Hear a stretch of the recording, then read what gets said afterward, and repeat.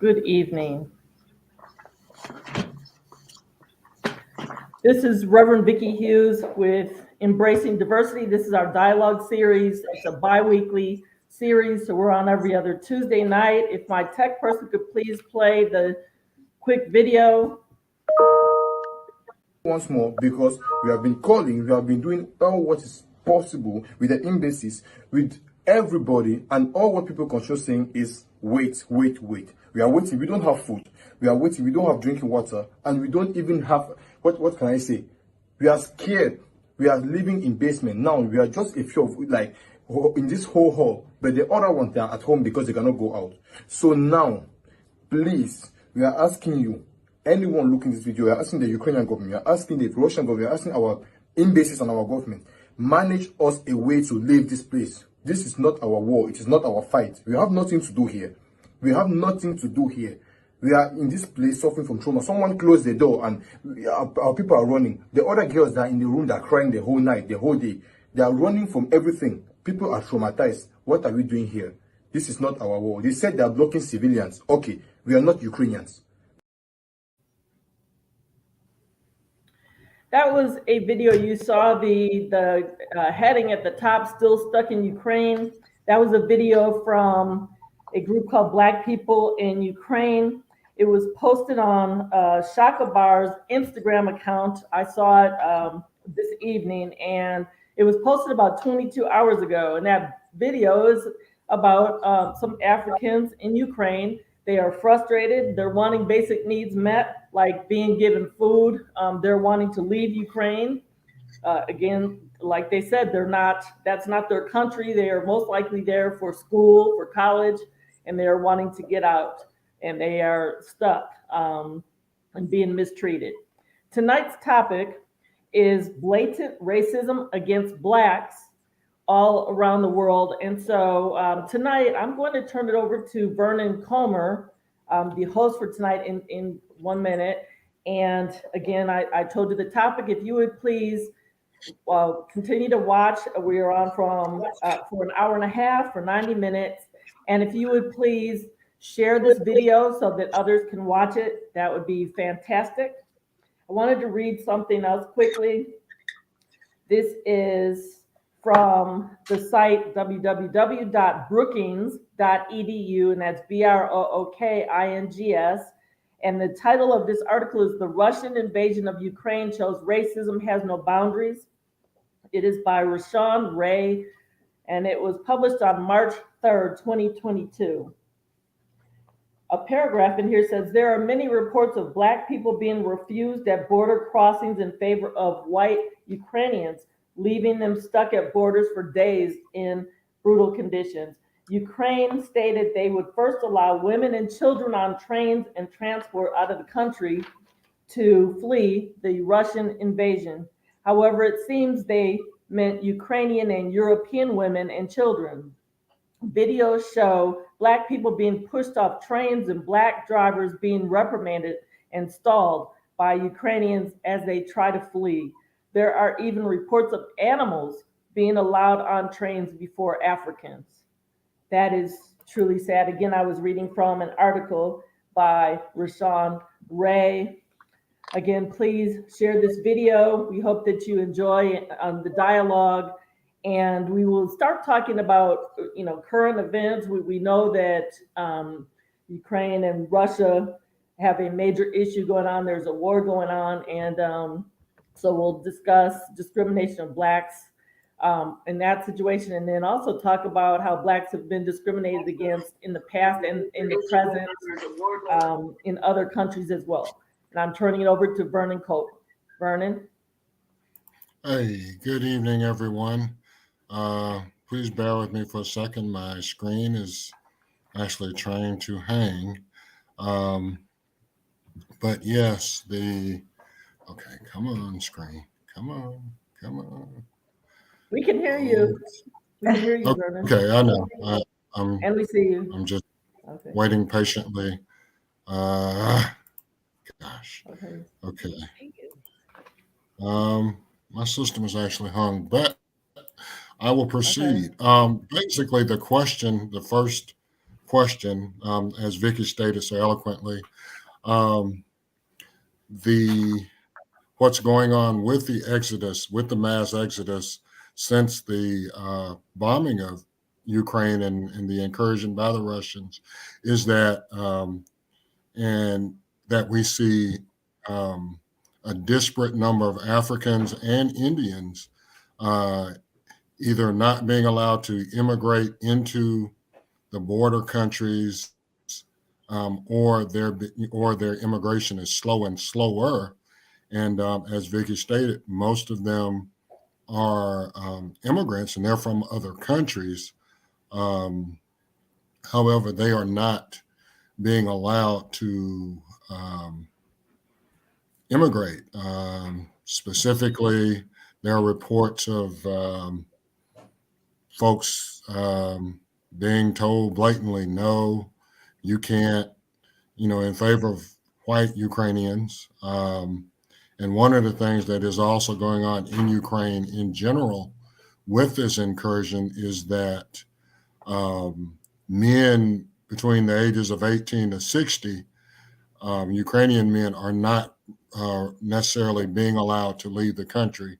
And they are being actually sort of drafted, as it were, and given arms and told to go fight for the country. But what do you think in general about the policy, that particular policy? And let's start with Mother Evelyn Hughes.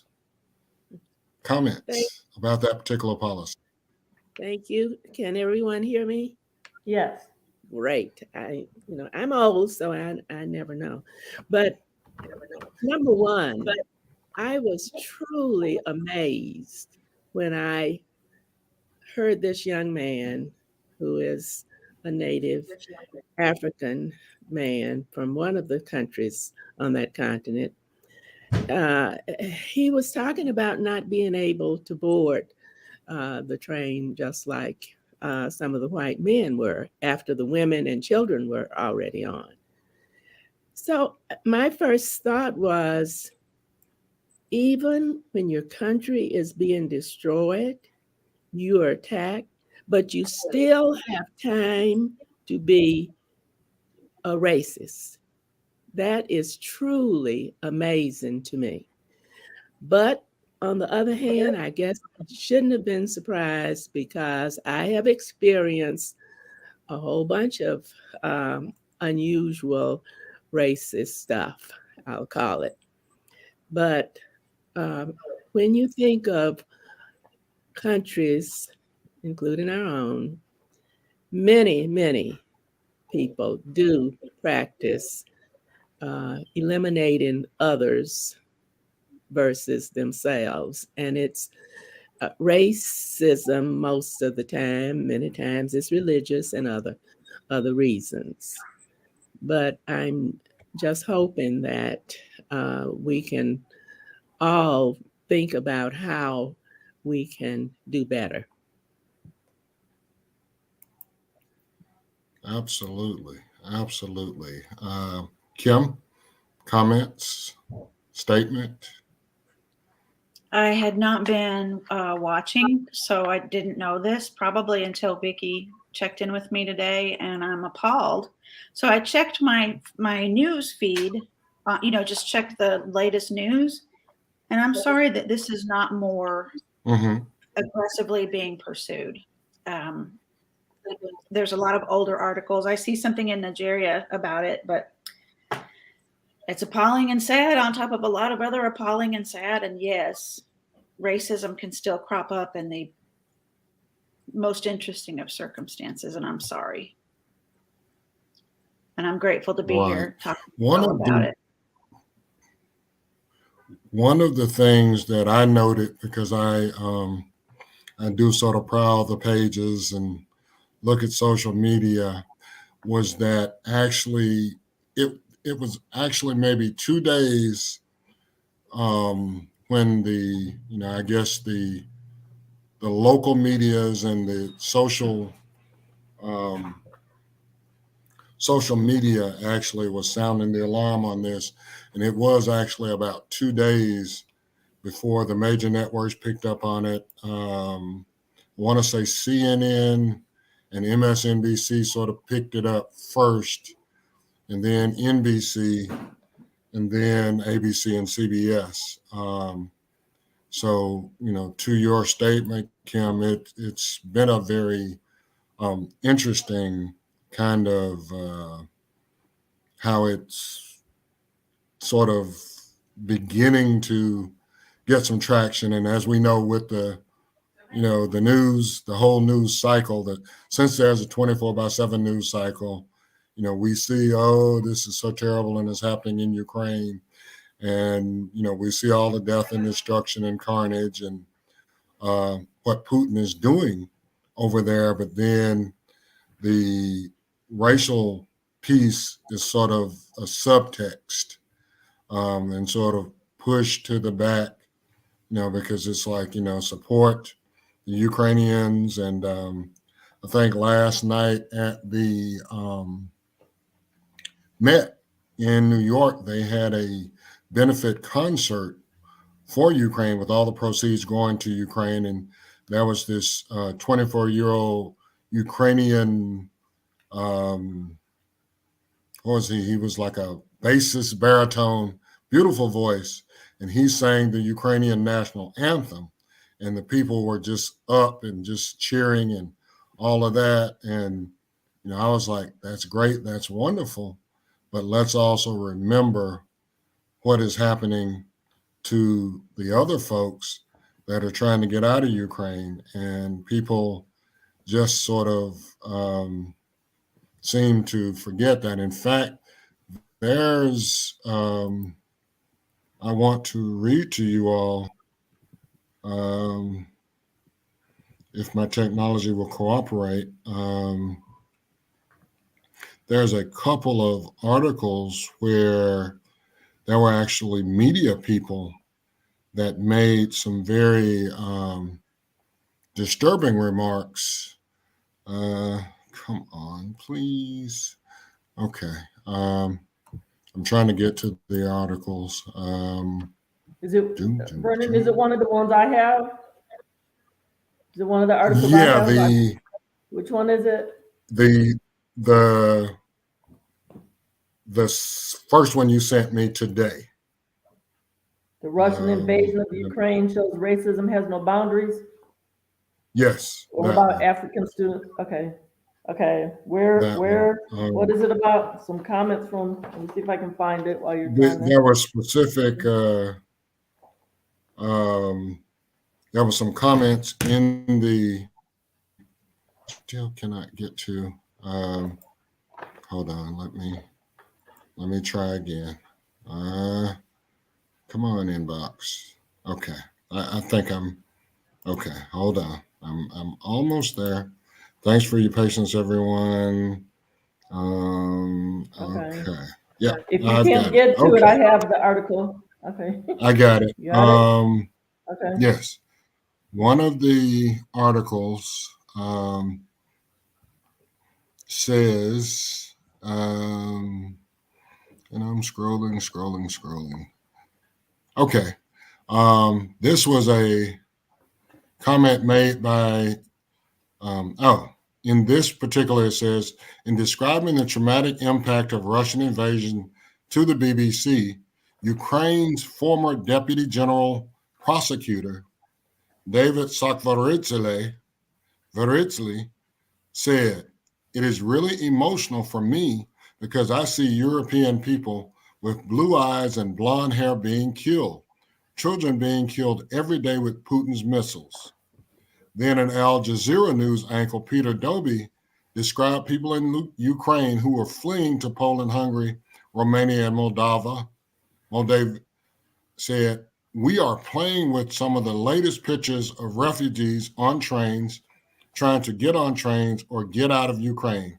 And what's compelling is just look at them, the way they are dressed. They are prosperous middle-class people.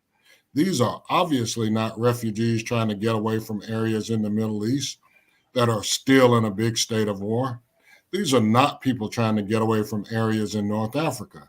They look like any European family that you would live next door to. Then on CBS News, senior correspondent Charlie D'Agata reported from Kiev, stating, with all due respect, this is not a place like Iraq or Afghanistan that has seen conflict raging for decades. This is a relatively civilized, relatively European, I have to choose those words carefully too, city where you wouldn't expect that or hope that is not going to happen. So it's partly human nature. And furthermore, in this article, it says, European has become a code word for white and a justification of the primary reason that people should care about the conflict, displacement, and killing. Bloody conflicts in Syria, Somalia, and other places have not received the wide-reaching international media coverage or urgent international government action that the invasion of Ukraine has inspired. Then it says, I'm going to read this last piece of this article. This is not surprising. We simply have to look at the ongoing COVID-19 pandemic and which groups of people, communities, and countries have equitable access to testing, treatment, and vaccination. Much like how the history of African enslavement in the United States still haunts our country in many ways, the legacy of African colonialization in Europe is still surfacing, even amidst a war that threatens the very existence of an entire country. And basically, after reading those statements, and I had heard them before on the news, all I could say was, wow, that's just, I mean, it's sort of crazy. It actually reminded me of the way that during World War I and World War II, Black soldiers were treated when white German captured soldiers were actually allowed to have the better cars on trains when they were shipping them, to the prison camps. And they got better food and better treatment than those Black American soldiers. So that just really, it's hurtful, and it's not shocking, but it's sad that in 2022, it is such race or skin color or hue is still such a determinant of life chances and opportunities, even in a country that's war-torn, that's being bombed as we speak. I mean, literally, we're on here on StreamYard, and they're probably getting bombed. I think they're maybe 8-9 hours ahead of us or something like that, something in that range. And they're actually probably now dodging bullets and taking cover and in the subways, trying to avoid getting killed. Even with, and I don't know if you all watched the news when the news broke about the maternity hospital and one regular hospital being bombed. And that was so sad and so just heartbreaking and heart-wrenching.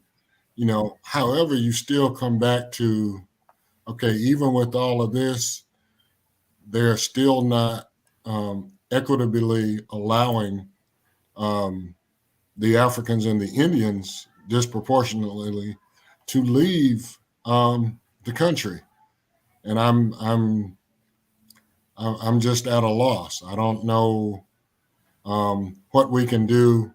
One of the things that I sort of have been tracking, because you know how the U.S. Congress, we never have money for anything for the social safety net here, where there's never any money for anything, and there's always a fight and a great debate. So far, we have thrown to Ukraine like $1.2 billion over the last 2 weeks. That's 1.2 billion with a B. But we can't, as Americans, we can't, the least of these, the least lost and last, we have to fight for crumbs, just to make a living. And that's just a segue, but I guess I'm just sort of stating that in terms of, how color, how hue, how all of that still is just predominant in the world that we live in. And it's very disheartening. I know I was reading in terms of the actual population, and looking at some of the history. There's about 16,000 predominantly African students, some Indian students, but there are about 16,000 students that are over in Ukraine getting education one way or the other. And one of the things that, and that, of course, that was like, wow, really? Why are they in Ukraine? So, of course, my inquisitive mind said, let's do a little research. And it turns out that actually since, 1957, sort of when the quote unquote old Soviet Union was sort of a power, and right around when the Cold War started, well, before Khrushchev and the missiles in '63, but right around that time, one of the things that Russia was actually doing to, how do we say, influence Black people in America and abroad and in African countries was allowing them to come to school in Russia. Hence, the proliferation of that policy by the Russians. And even once the Soviet Union was dissolved, that policy still remained in place, hence the large number of African students in the Ukraine. And I found that very interesting, especially coming from African countries. I mean, a few American students, but by and large, coming from the African countries, going to Ukraine, going to certain other countries in the former USSR to get an education. And of course, that education is free, and free education is free education is a free education. So I get that as to the why. But me personally, I don't do cold weather. So I would never consider anywhere in Europe for going to school. But I found that very interesting. And this sort of goes into question number 2, but it's sort of further goes to the racial animus in Europe in general, beyond Ukraine, which is, like I say, part of the second point that I won't sort of jump the gun. But any more comments from anybody? Vicky, any comments from you in terms of some of those other facts that I've shared? I just want to cite this article again because you quoted quite a bit from it.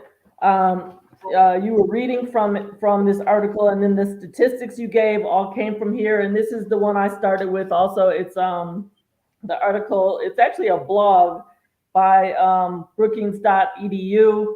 The article is called "The Russian Invasion of Ukraine Shows Racism Has No Boundaries." It's by Rashawn Ray, and it was published on March 3rd, 2022. This has a lot of great information in it. Everybody, viewers, panelists. So if you want to, really read the whole article, again, Vernon and I have both quoted from it. So please check it out.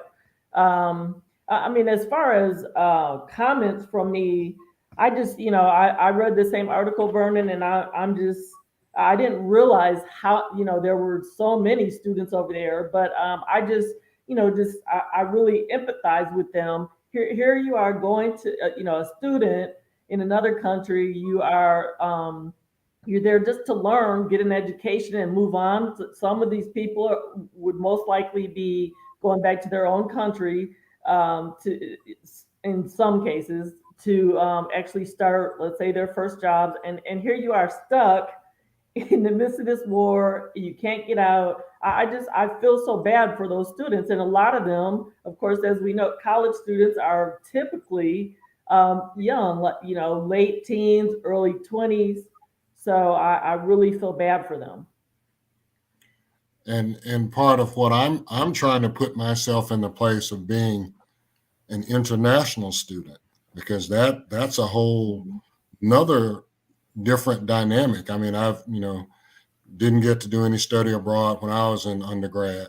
So I'm just only imagining being a student multiplied, especially if some of them have families, with them, that they're, trying to take care of and all this kind of thing. So it's very, like you said, it's just it's tough. It's a real bad situation to be in.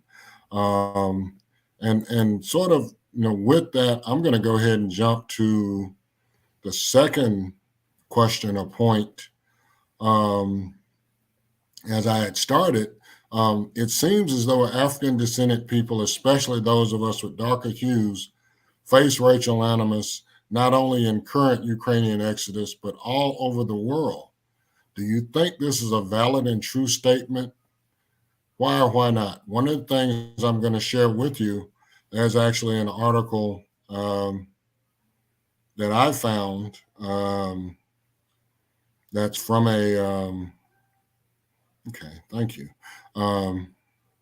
It's from a site called Euractiv.com, and it's actually a French-based entity, but the article basically starts out saying people of African descent face systemic racism in the EU, stated a report by the European Union Agency for Fundamental Rights. Moreover, European institutions are struggling to lead by example.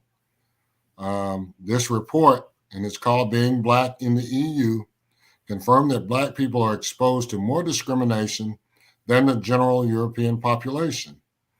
The report by the FRA examined the experiences of almost 6,000 people of African descent in 12 EU member states who were surveyed as part of the second European Union Minorities and Discrimination Survey.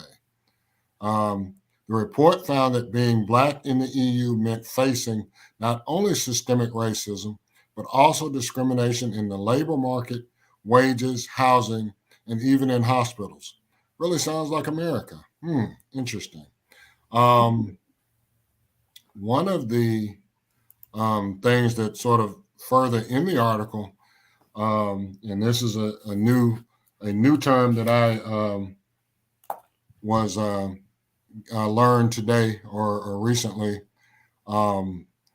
There's an MEP, and I don't know how many of you all are familiar with the terms they use in Europe, but an MEP is a member of parliament, member of a European parliament.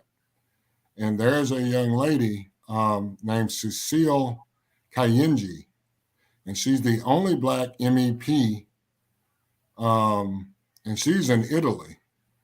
And Ms. Kayenji, because she filed a discrimination complaint against the opposition party in the European Parliament, the right-wing party, and she actually has to have 24/7 police protection in her own country because of racism and being harassed and being threatened. And one of the things they've done to her, they posted a picture of her depicting her as an orangutan. So it never ends. But what say you? Do you think that this is a valid and true statement? Kim, what do you think that African descended people or darker hued people tend to have more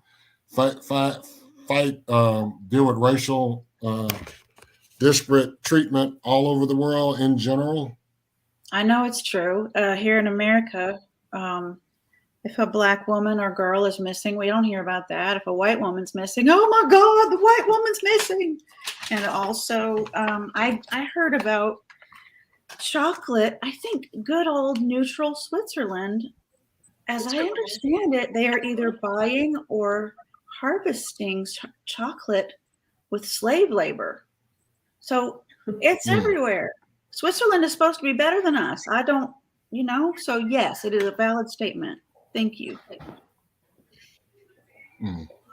Mother Evelyn, Well, I didn't what do you have to attend say? school or college in any other country, but I have traveled all over the world with my husband, and we have observed various things that let us know that racism does exist. For instance, I recall being in a country well, it's South Africa.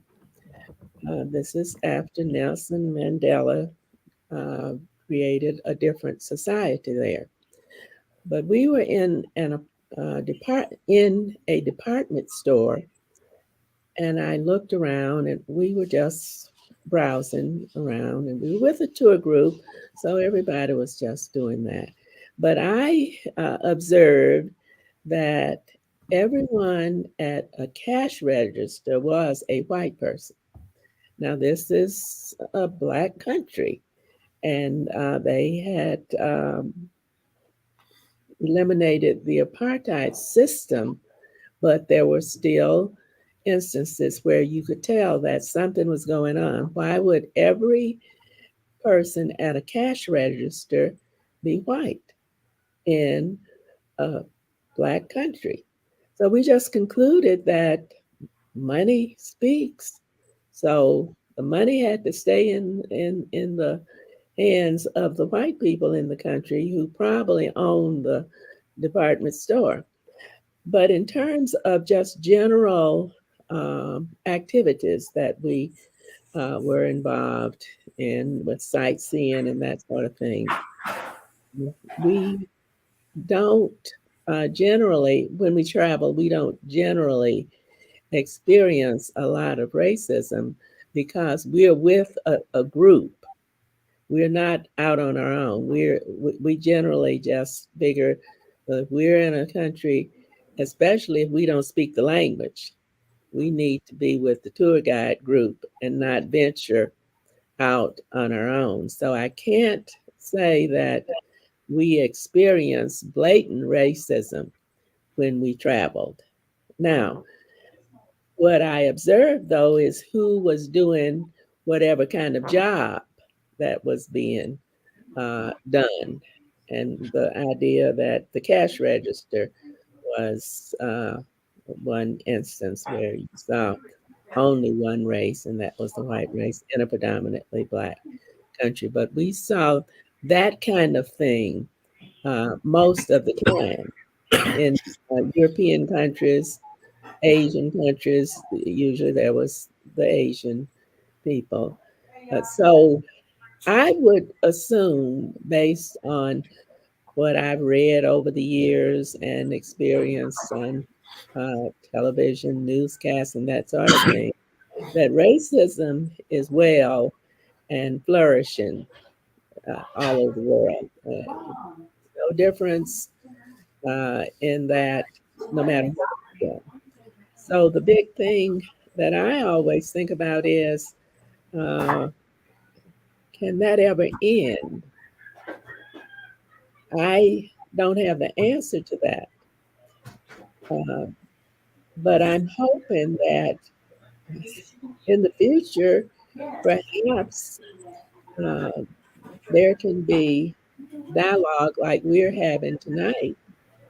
And that way, people who may not be aware of all that's going on in general. Because as I said initially, I was quite surprised to find that anybody would have time to be doing the racism thing when your whole country is being destroyed. But I guess that's the most important thing in the world. Huh? Mm. But I I'm think hoping that we can uh, do better at some time in history. I'm just to the point where I think it's I heard what you just said, Mother Evelyn. I just think that it's just so ingrained in some people they don't even realize how ingrained it is. Also, we have to always remember that there are some people who are aware and they are doing whatever they can do to our world, our country, and wherever they are, a better place. For instance, it's so good to have Miss Owens on tonight. I had not met her. I don't think I've met her you before, Miss Owens. But you see, there are good people who are working all the time to make a better place for everyone. And that's important. And there are more than we think there are, actually. And it's not easy for some of them to step out of their comfort zone.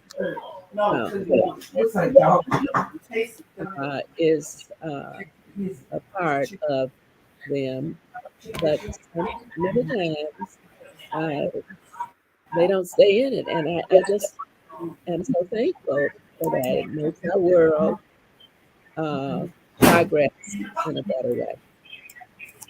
Thank you.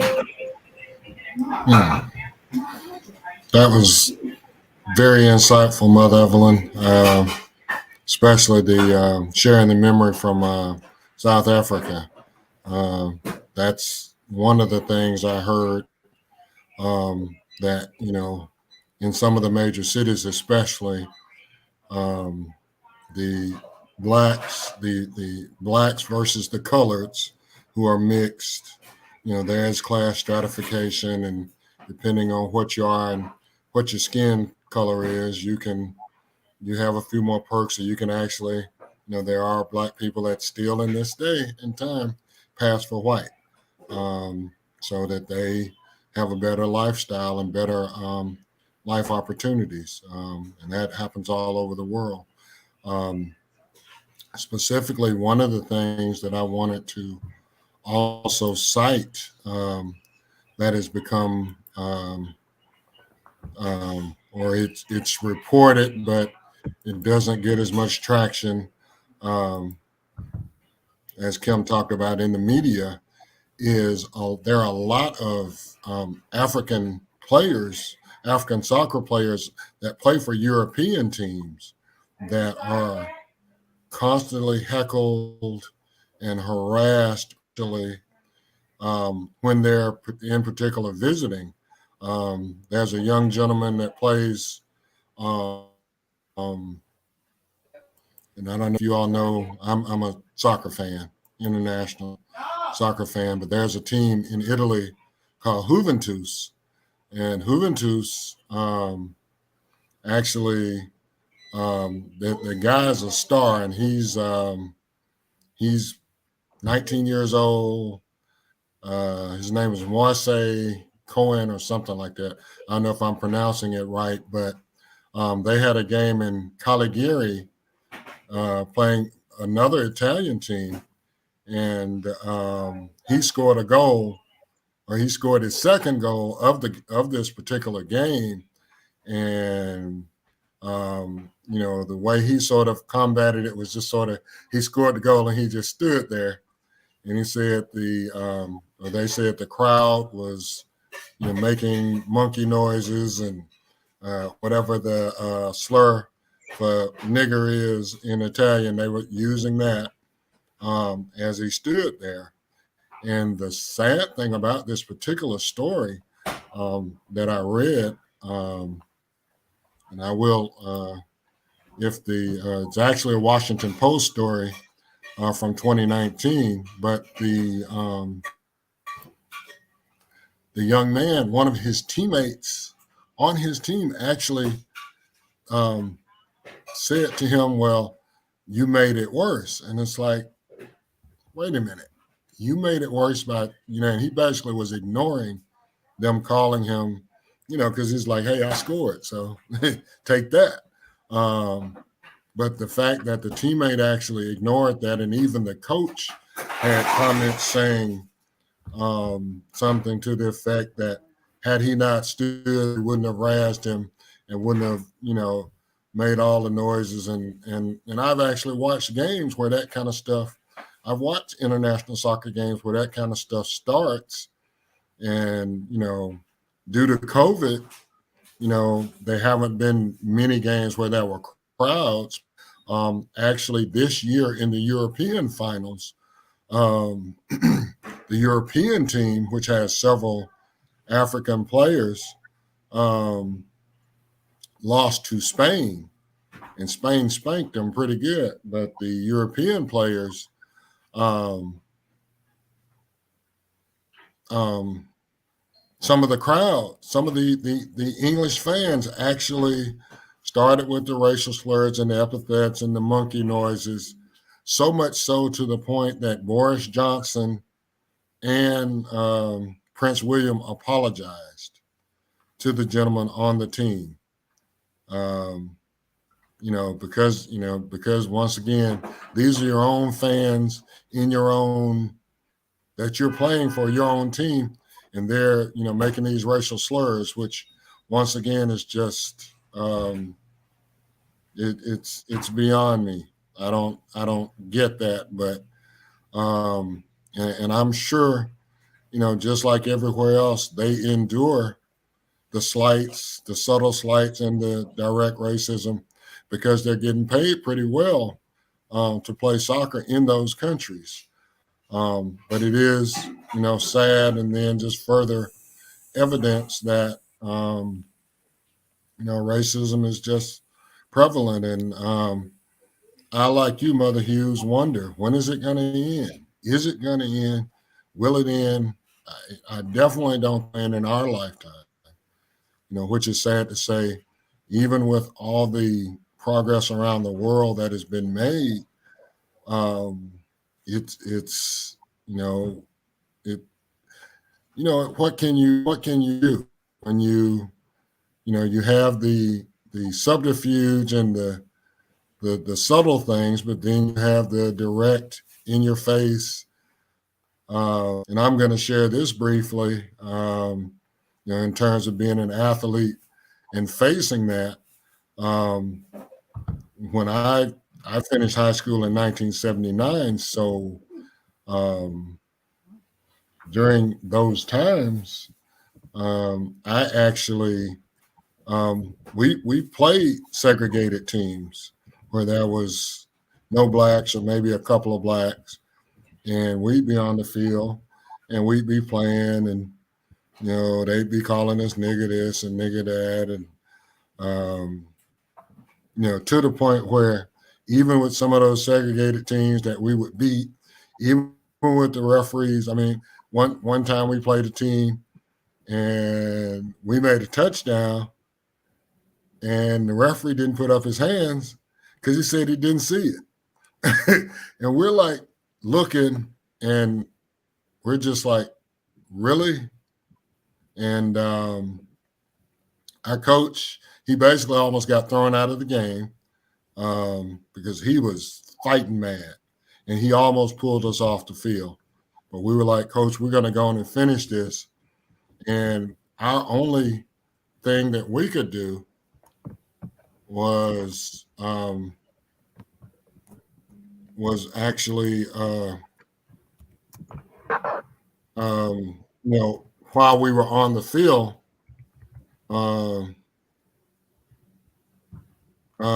just, kind of be rough with them, because we were getting kicked, spat on, spiked, and it was just crazy. So I understand the guy just sort of standing there and like, hey, okay, I scored, tough, deal with it. But I don't, when will it ever end? When will it end? And beyond folks like us getting together, talking about it, dialoguing about it, what can we do? What can be done to make it better for folks to just sort of, as opposed to that, I don't see color. It's like, please see my color. please see this beautiful creation that God has made, this chocolateness, just like I see Kim beautiful with her hair and all of this. We need to see each other. We need to see and learn. And, the thing that's interesting, and this is something else I'm gonna share, but it's sort of one of my. I have a 14-month-old puppy dog. That's I think he's jumped up in the frame a couple of times, or she, but I go to the dog park with her every day, and two of her favorite people and their dogs, both of them are older white gentlemen, and we talk, and we even have moments of contention, when we get into political discussions. But the one thing I say I truly appreciate God, because God has made me and them sort of learn and like each other.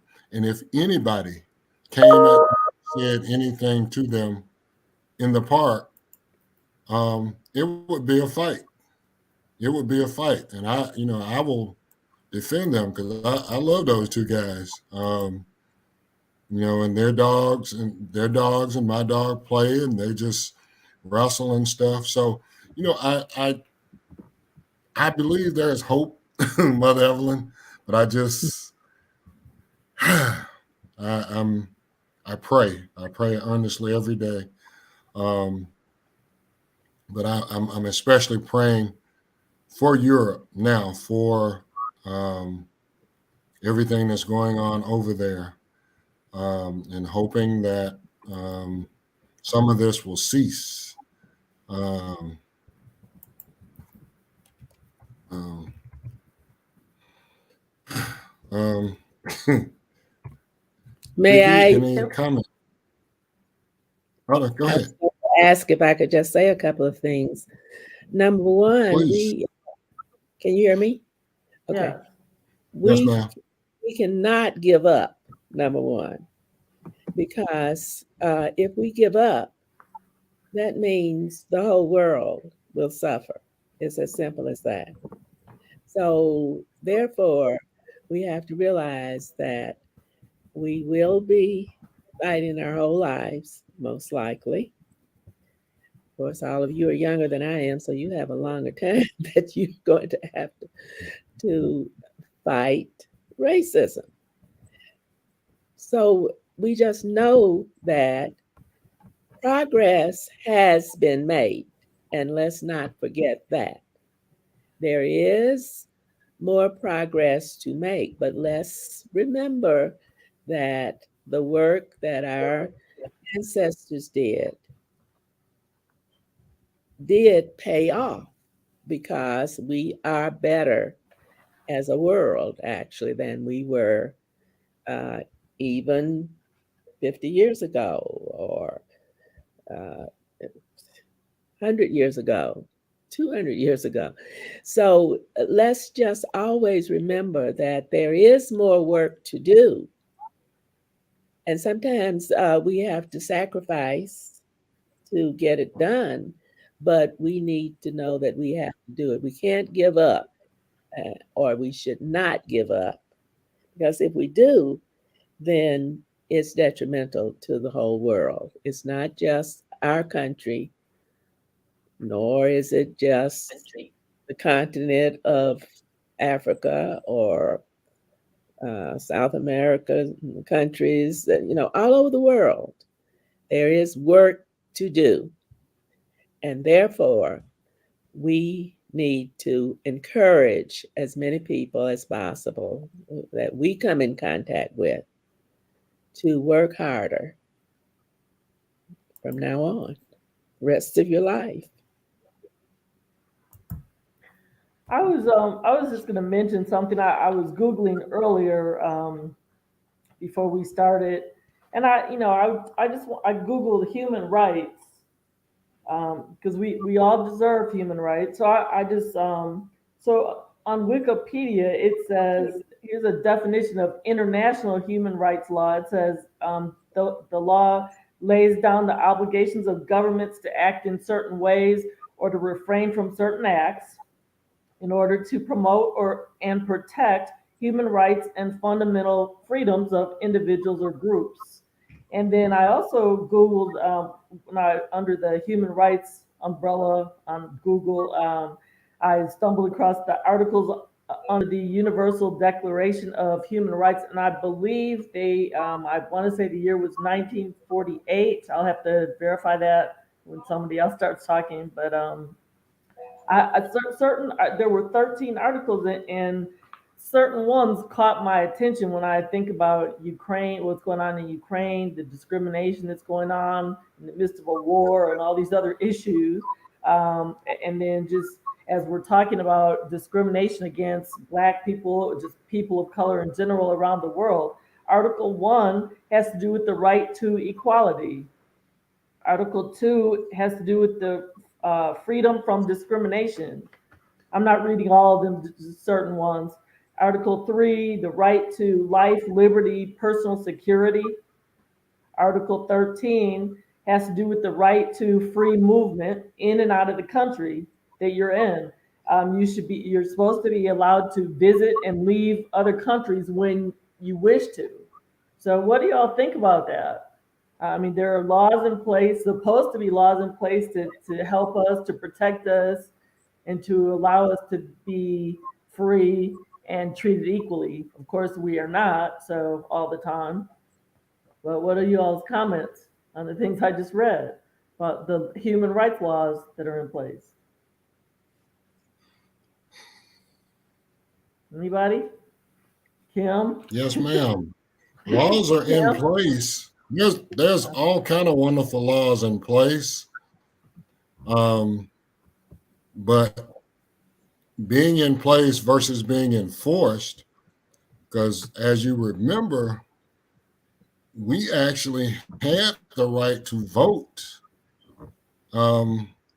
with the 13th, 14th, 15th Amendments. We actually had the rights to vote. And remember, after Reconstruction, for a while, was maybe 15, 20 years, there was all kind of Black people in Congress, and we made a lot of progress. But after Lincoln, then Grant, and I can't remember the other president, but he basically shut all of the Reconstruction down. But even though we still had that, we codified, we had rights, we had all the rights. But I guess what I'm saying, unless stuff is enforced, and on a global scale, who really at this point can enforce things? The United Nations. I sort of kind of shrug my shoulders and shake my head because the United States can sanction till they're blue in the face, but depending on who it is, like, the way the U.S. sometimes ignores edicts and sanctions that the United Nations puts out. And yeah, rules are there, but just the way when the American journalist that got killed allegedly by the Saudis a couple of years ago, and then the Saudi prince said, no, our folks didn't do it. And then the president at the time, whose name I will not call, said, well, he said they didn't do it, so they didn't do it. So, I mean, I think there's all kind of laws in place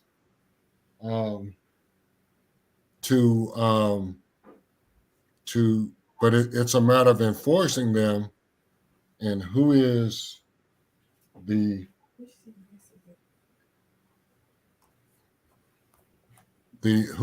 doing the Lord have mercy, who is doing the enforcing? That's my comment. Kim, do you have any comments? I have two, I think. Three, maybe just two. Mother Evelyn, I want to be grateful to you for reminding me that we cannot stop and the idea of, instead of being superior and saying, well, you people don't know what I know about racism, the idea that I would actually just go plead with someone, help, please try, please come to this demonstration, please read this book. Why didn't I think of that? Oh my goodness. So thank you for that. That's going to help me. And then the other thing was, because each one teach one. The other thing was, with folks who are on the opposite side of the political aisle from me, a lot of them love to quote the Constitution. So, like when you talk about mass incarceration, it says right there in our Constitution, people have a right to representation and a fair trial. And what happens is they don't have representation and they don't get a fair trial. They plead and they're in jail without even ever having a trial that is their right in this country. So yeah, are we using the constitutional rights or not? So that is my comment. And Vicki, thank you for bringing up the Declaration of Human Rights. I'm going to go research that and use that the same way. I mean, under the articles that I read, the articles under the Universal Declaration of Human Rights, there are 30 of them. So again, four of them, I think, let's see, I read four, or just the categories, the headings of them. And so, yeah, there are 30 to look at. And, things like this are in place, laws are in place, but yet things still go on. So it's just, I don't know when things are going to change. Like we're all saying, three of us on here are, middle age. There's one senior citizen on. No, it's not going to change in our lifetimes, unfortunately. But hopefully the young people, hopefully there's some watching tonight, and just young people who are active in their communities, hopefully they will do more to affect change, to bring about change in all societies, all communities around, not just across the country, but around the world. I know, well, actually, it's interesting. Of the four of us, two of us live in the same city, in Knoxville, Tennessee, and the other two live in the Atlanta, Georgia area. So I just happened to notice that. Well, one of the things that I have found is that differences are not as important when you think in terms of people getting together, wherever you are in the country, making the effort to get to know people who are different from you is so important. Many of us just like to stay in our comfort zone, whatever that is. But if we can encourage more people to get out of that comfort zone, I just have to repeat that over and over, because that's how you get to know that people have feelings that are similar to yours many times. It's just that you don't know it because you don't get to know other people. You stay with the same people, and therefore you have what I will call a stereotype. That's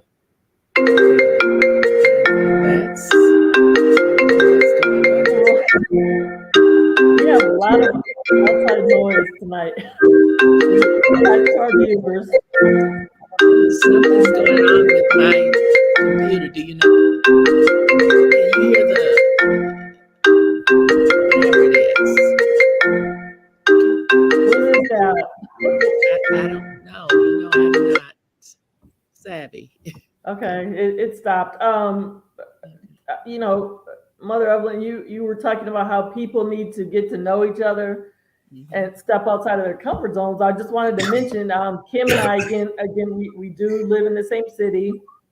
Kim and I met last summer at a Juneteenth celebration here in Knoxville. We've never seen each other before in life. Kim was there. She was actually manning a booth for a She was one of, I believe, 3 people at the booth. It's a local nonprofit here, and they help people of all ethnicities, all social economic statuses and everything. So anyway, Kim and I met, and we've been friends ever since. We wouldn't normally have met, I guess, just out in the community. She's a former librarian, and I'm actually a hospital chaplain. We probably would not have met out in the community. So again, we met at a function, and there were some other Caucasian people at the Juneteenth festival. So yes, people need to go to celebrations, festivals, events, plays, whatever, sporting events. You can meet people from all walks of life, people who are very different from you anywhere you go in society. You just have to be open to meeting people and talking to them. I meet different people at the hospital every day. I've made some friends there. I don't just talk to patients. I talk to the staff. I talk to the patient's family members, and I have actually made some new friends that way as well. So you can meet new people on your jobs.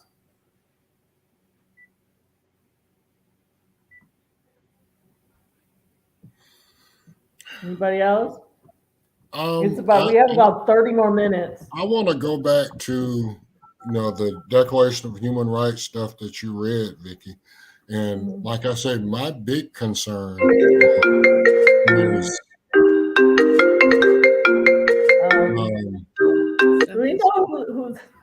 we don't know whose that is.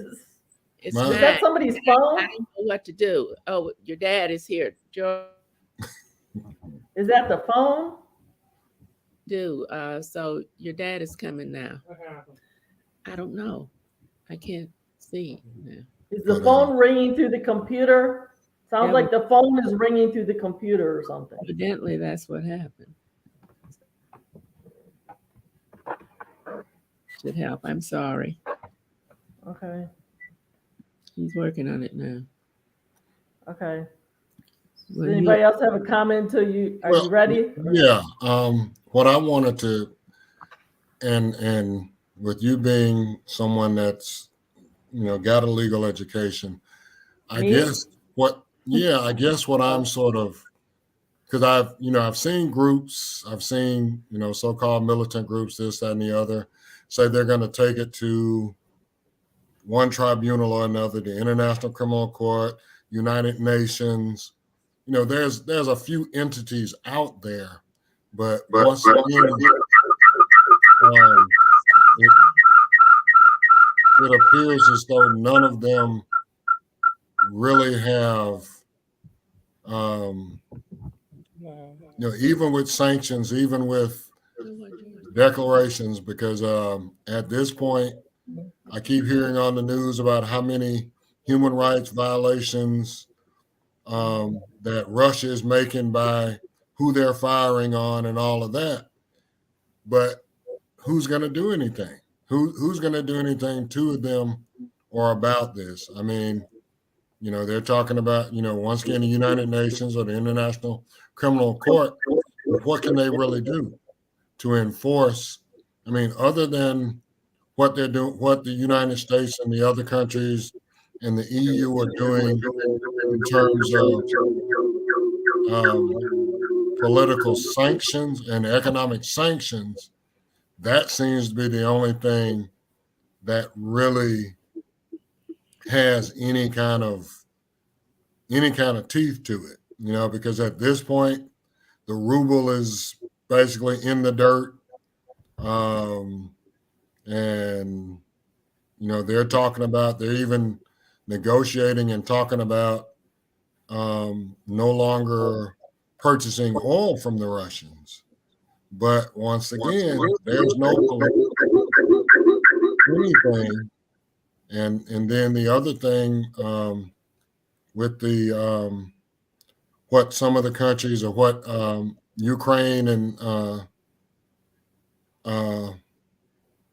the premier want them to do is create a no fly zone. But once again, nobody has, there's no teeth to anything.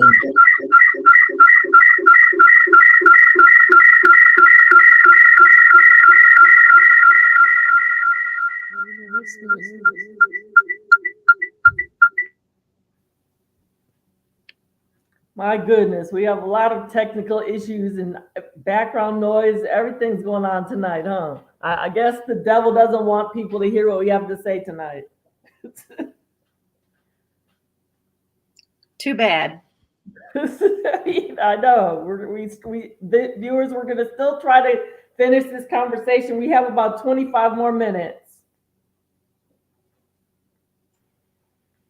Mother Evelyn, you were going to say something, so hopefully you were going to say something before the phone rang. You're muted right now. Can you unmute?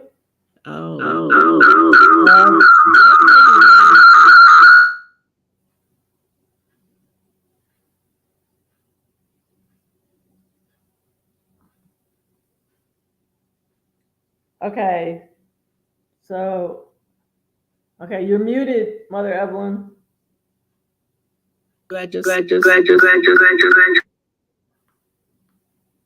I'm trying to communicate with my tech person to find out what's going on.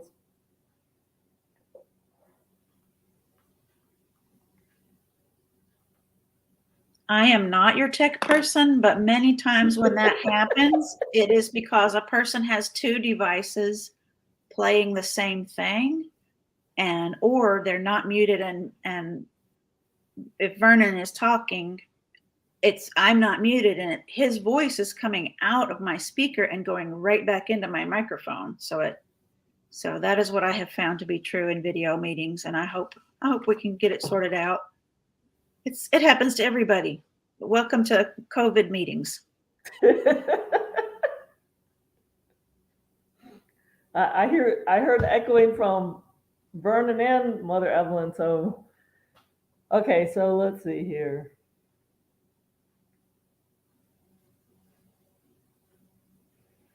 How about now? Am I echoing? No, you're not. I'm good. Okay. Okay, Mother Evelyn, unmute yourself. Let's see if you're still echoing. Okay. You're still echoing. Okay, so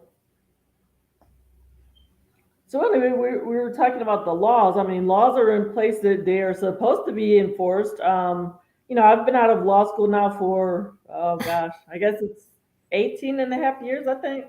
So, and one of my majors was constitutional law and civil rights, but it was so long ago. There are people in place who are human rights lawyers.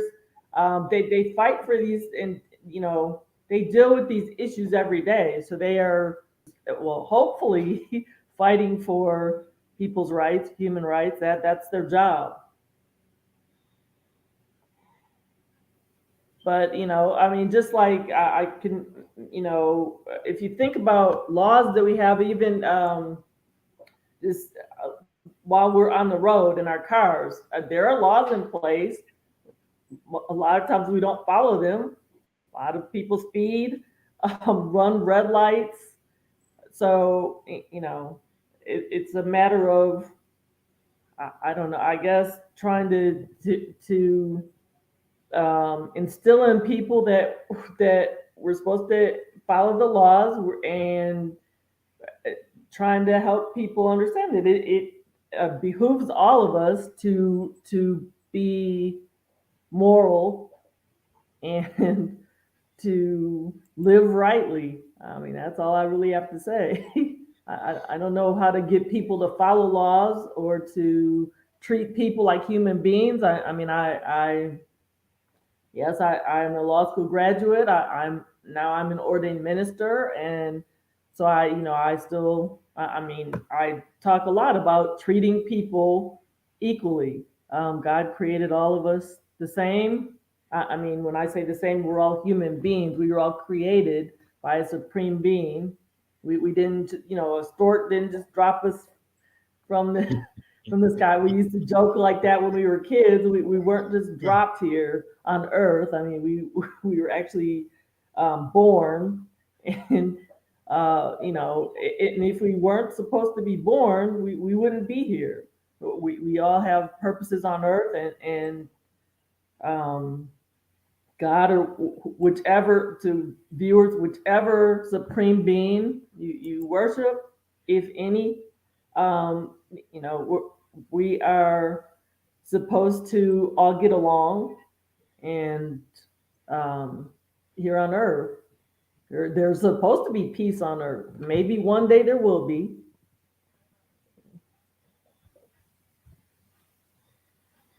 That's all I have to say.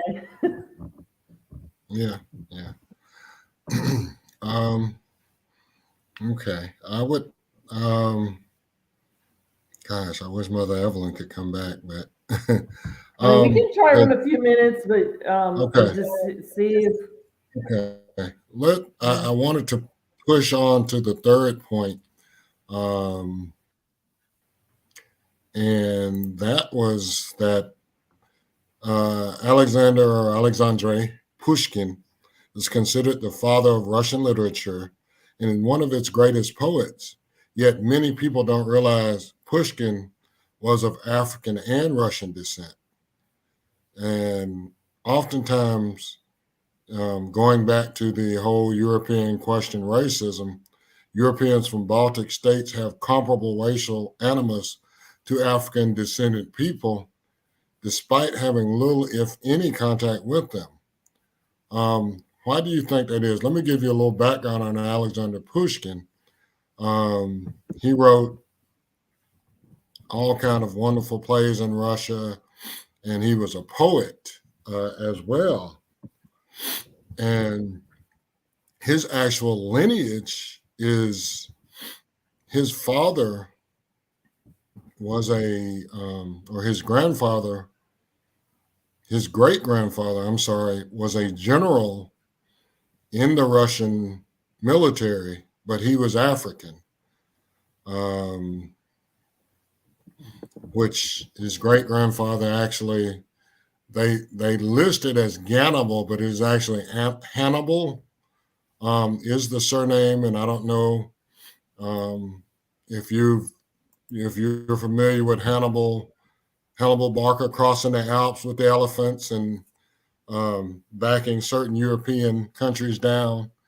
So he descends from that line, but Pushkin, as well as Alexandre Dumas, who wrote The Three Musketeers and The Count of Monte Cristo, both of them are African descended people. Alexandre Dumas, for example, his lineage, once again, his grandfather was a general in the French army. Even though he was African, he was a general in the French army and fought in the Revolution. The grandfather begat a son who had Alexandre. And actually, if you look at pictures of him, you can actually see that he looks, he has dark undertones, and both Dumas and Alexander Pushkin have curly hair. Most of their pictures, they got naps. They got, mixed hair. So I guess part of my statement, thesis, etc., is that with all of this, with knowing that especially people of prominence are mixed, are have are an amalgamation of everything. Why can't we, in the words of Rodney King, why can't we all get along? Why do we still have so much animosity, not only in Europe but in America? when it comes to race and skin color. Why, we're different hues, different shades, but we have more in common than we don't. Um, and it's not a, I like to think of it as it's not a zero sum game where if something is, where if something happens where other people seem to get more, although they're not, it's not a loss. It's a win-win for everybody. And I think Vicky, you actually posted. I think you posted the little equity thing on Facebook with the people on the at the baseball game standing on the boxes. I think you Yes. posted that this week. And equality versus equity. And equality showed, the tallest person, on another box, but then the other two people that were shorter, they could see over the fence, but the equity picture was a whole nother different thing where the person who had the most disadvantage got the most boxes so they could see better, so that everybody could see equally. And I just, when I see things like that, I'm just like, why don't people get it? Why don't some of our